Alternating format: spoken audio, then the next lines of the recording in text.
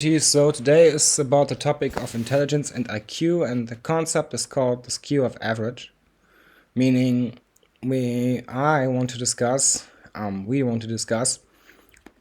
a certain idea that intelligence is basically not defined by any measurement that you could classify a category with, but rather every single being in existence as an ever has its own traits, its own values, its own talents and so forth that are ending up in intelligence that is of its own kind. It is categorizable as well as classifiable, but therefore not defined by the category, but rather defining the category. And the last concept I need to clarify with before I start the video, emotional IQ is in my mind not an IQ. It's a certain type that you could define as intelligence. It might be even creativity, but then only if you want to use it for manipulation. You can be very emotionally smart, in brackets, but that could also backfire.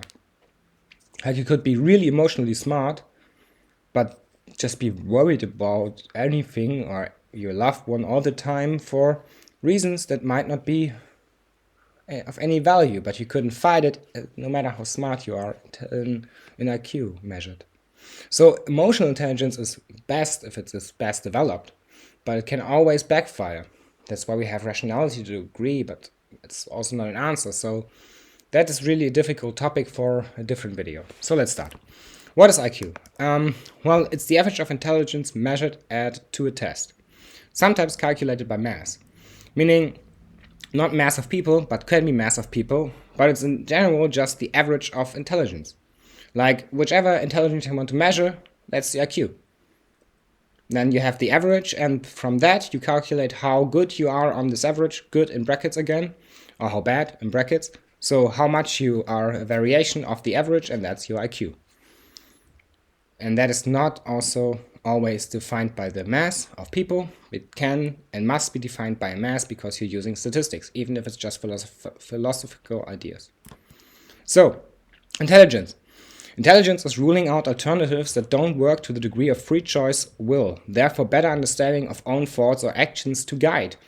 Doesn't mean you cannot have wrong knowledge and sometimes be even worried or sometimes act stupid.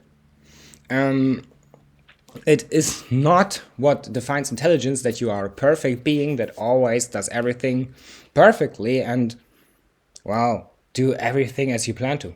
That's simply not possible. So what rather is possible is that if you're knowing about certain alternatives that really won't work, you, well, calculate them out to the degree that is possible. So if I know I can throw a brick at a wall and the wall will be broken, I calculate so many alternatives out if I want to break the wall that at some point I will have a brick that at a certain point breaks the wall so that it is possible without other things not happening or happening. So that's intelligence basically. And stupidity is causing unnecessary degree of lowered free pathways. So if you are stupid, in a sense, because no one is really stupid, everyone is intelligent, but stupidity exists even in intelligent people, then you're causing something that is not intelligent and is not of necessity, but not necessarily because of intelligence or because of emotional intelligence, but rather to the degree of lowered free pathways. So you lower your free will by intelligence, so you actually act in a way stupid, but also that is discussable. Because you can on purposely lower your free will in some degree by stupid actions and still be a smart person. So IQ is the defining concept of better valuation. And here you have it all laid out in my mind. If you add these three concepts, intelligence, stupidity, IQ, and the premise for IQ, then the defining concept of constant of better valuation is what makes your IQ the IQ. Like this, you could also measure it, but then you would also have a different IQ for everybody, and then you would have no one who's better or worse or good or bad or inacknowledgeable or something like it.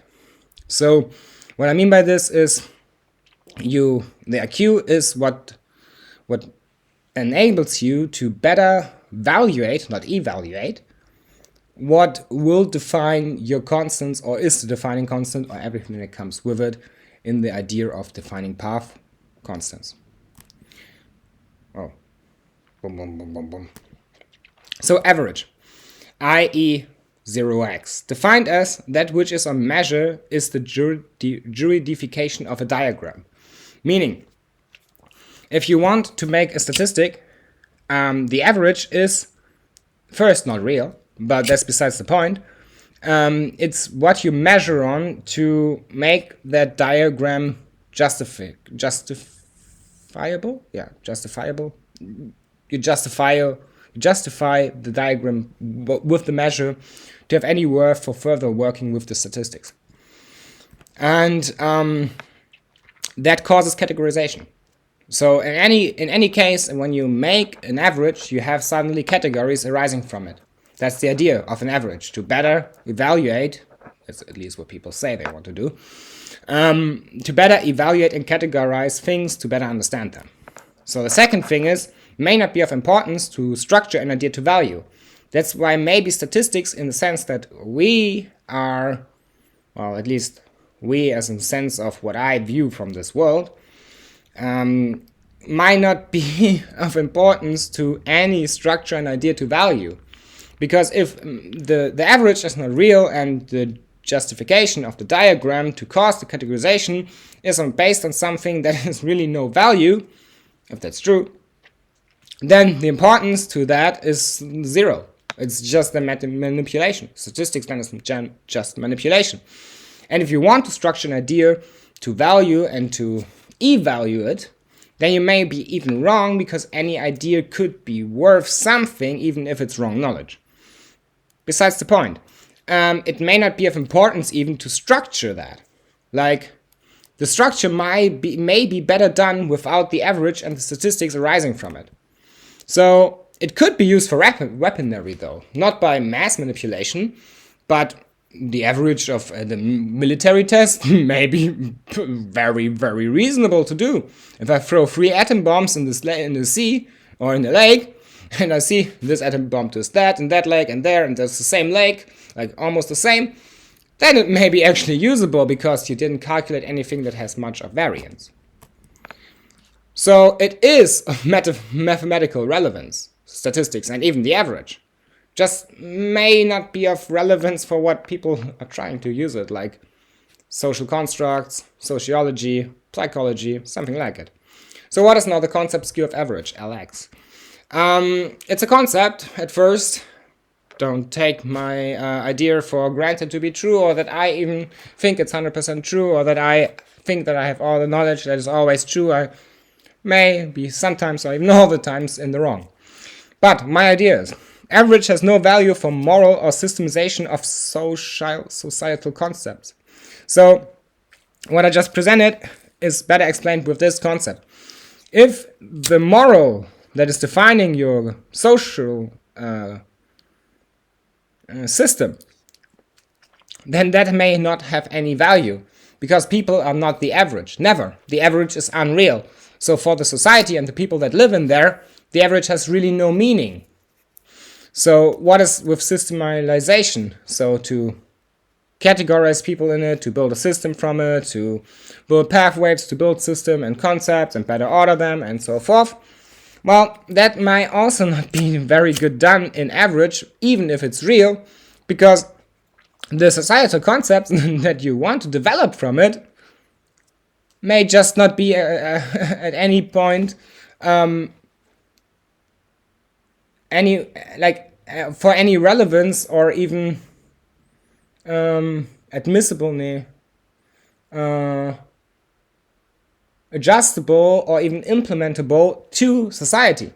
It may not have any value because they are so abstract and so based on the average, even if it's real, that it doesn't have any value in real life for people that are not average. And then it's just the average in some people, so you calculate all the good and bad, or better said, the smart and the dumb people out. So you just have suddenly only the average people who profit from it. Well, that's bad. Because if that's true, that the intelligence quotient is real, then the people who should make the societal constructs to present them to all of society, and then all of society should evaluate if it's a good construct or not, are not anywhere in the process anymore. And that's really bad. And we won't want to discuss now why it's also important that stupid, like in brackets, again, that stupid people should also have value in society.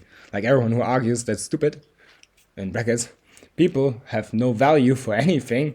They're just, well, the R word. So skew, differ to degree of variation by average. That is what skew is defined as. If you have a certain degree of variation from the average, that's skewing the statistics, or whatever you want to elaborate. So further, the skew of average, or that is skewing the concept of average, is an illusion of data by statistics. That's the hypothesis. So why? Meaning average as first is not real, by definition. As already explained, if you define an average mathematical, anyone will tell you, well, it's below 0.01% chance that anyone ever fits that category. And that person is not average, then he just is an outlier.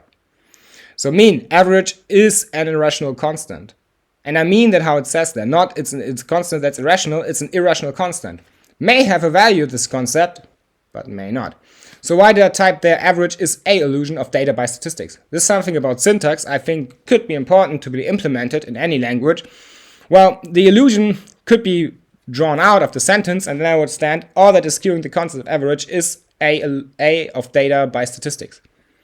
Or even is a data by statistics if you take illusion of out. So this a to usually be an n may not be of any worth to the whole sentence and may even make it misunderstandable or even confuse people. So therefore, skew of average is proof of concept. If you have a skew in that which is average, even a tiny bit that is outside of, let's say,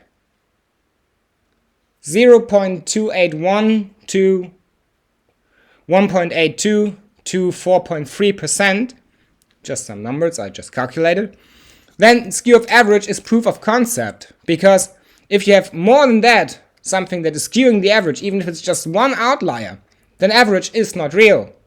Because, and that is the weird thing, you can even prove that mathematically, but that was just because of the number I put in there. Philosophically speaking, if there is a skew of something that is defining the rest of the concept to be even in coordination, maybe, in coordination to the categorization that brings forth ideas for the concept, then any skew of that to a certain degree that is higher than a certain degree, and we're below 5% here, is resulting in more categories that are not implemented. Like, too much of a skew of the average, and you have categories in the society that are not implemented into the categorization, and then you have an infinite regress. You would have infinite categories to be discussed with, and then suddenly you have a problem because gender studies couldn't even be admissible anymore, because that is already doing that to a degree. Not something against gender studies here, but all the psychological arts and even the arts of the ghost, how it's in German, or better said, the non-mathematical studies or non-scientific studies. I don't know the word right now. They are already doing that to a degree. They always invent new concepts for the categories that arise, but there are too many new categories arising because the skew is always varying to form new concepts and new categories that no one can keep up with. And then you have suddenly gender studies, who's a good idea to make people evaluate their own ideas of gender, and some of these people come up with the idea that it's just a social construct. Why is that the case? Well, because too many categories follow up in nonsense. Not meaning that the hypothesis is nonsense, but I don't believe it's just a social construct. I believe it's not just a genetic construct, it's not just a social construct, it's not just a mental construct, it's all of that, but to the degree where the mental construct comes first, then the social construct is the last one, and the what did I just say? Mental construct, social construct, and well, the third one. That is the second one.